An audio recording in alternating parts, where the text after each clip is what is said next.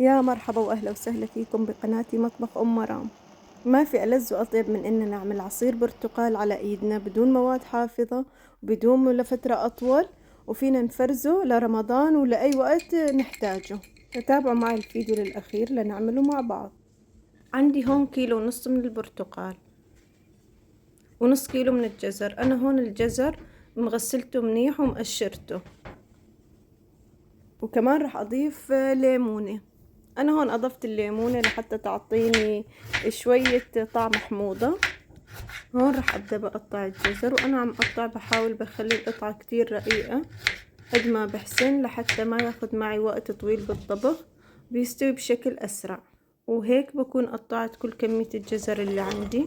أنا هون قطعت حوالي نص كيلو من الجزر، وبهذا الشكل طلع معي. حاولت إني أقطعه بشكل رقيق. وهون على طنجرة على النار راح أضيف كل الكمية، وبعد ما حطيت الجزر بالطنجرة على النار راح أضيف حوالي 300 جرام من السكر بما يعادل كوبين، وكمان بضيف حوالي 800 مل من المي بما يعادل 4 أكواب. طبعا أنا هون عم بعطيكم المقادير بالكوب والجرام.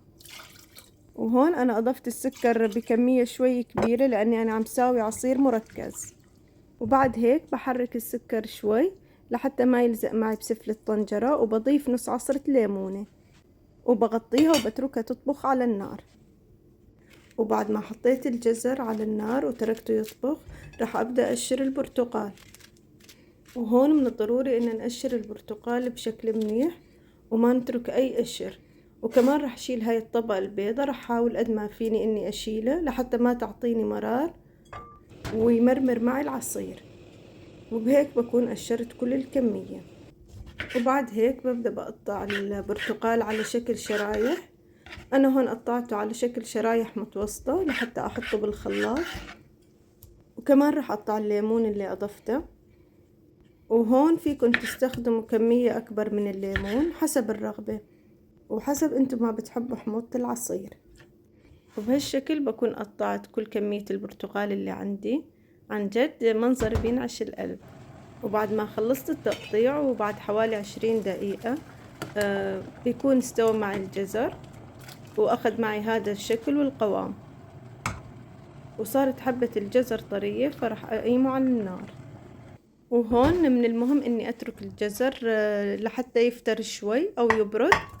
وبعد هيك نبدأ نضيف البرتقال بالخلاط وأبدأ أخلط كل المكونات. أنا أضفت هون كمية من البرتقال، وكمان راح أضيف كمية من الجزر المطبوخ. وهون بعد ما أضفت البرتقال مع الجزر راح أبدأ أخلط المكونات كلياتها مع بعض. بهالشكل بستمر بضيف اسم من البرتقال واسم من الجزر وأخلطهم مع بعض لحتى تخلص معي كل الكمية. وأنا عم بخلط بحاول أخلطه بشكل منيح لحتى يذوب معي كل الأجزاء، لحتى وقت أصفيه أخذ كل عصارة البرتقال بأكبر كمية ممكنة. وبهالشكل بيكون انخلط معي العصير بشكل منيح. وهون راح أبدأ أصفيه، راح أجيب المصفاية وأبدأ أصفيه بهالشكل وبقلبه وأستمر أقلبه لحتى أخذ كل عصارة البرتقال. وهون أستمر أحرك لحتى يضل عندي بس القشر، وبضيف الكمية كلياتها وبستمر أصفيه لحد ما بخلص كل الكمية. وهيك بكون خلصت تصفاية كل الكمية اللي عندي من البرتقال. وبعد ما صفيت كل الكمية طلع عندي حوالي لترين من العصير المركز. جد نتيجة جدا روعة. وهون أنا راح أحط قسم من عصير البرتقال على جنب لحتى نشربه فريش، وكمان راح أحطه بأكياس لحتى أفرزه لرمضان أو لوقت ما نحن نحتاجه. بنطلع الأكياس من الفريزر بنتركهم يذوبوا شوي وبنحط فوقهم مي وبنقدمهم بشكل كتير لذيذ. وبهالشكل بعد ما حطيت كمية من العصير بأكياس راح أسكرهم بإحكام وبشكل منيح وأحطهم بالفريزر. وهون بجيب كاسة بحط فيها نص عصير ما أمليها، لأنه أنا عندي هون عصير مركز، وأضيف فوق النص التاني مي وبحركهم لحتى ينخلطوا مع بعض.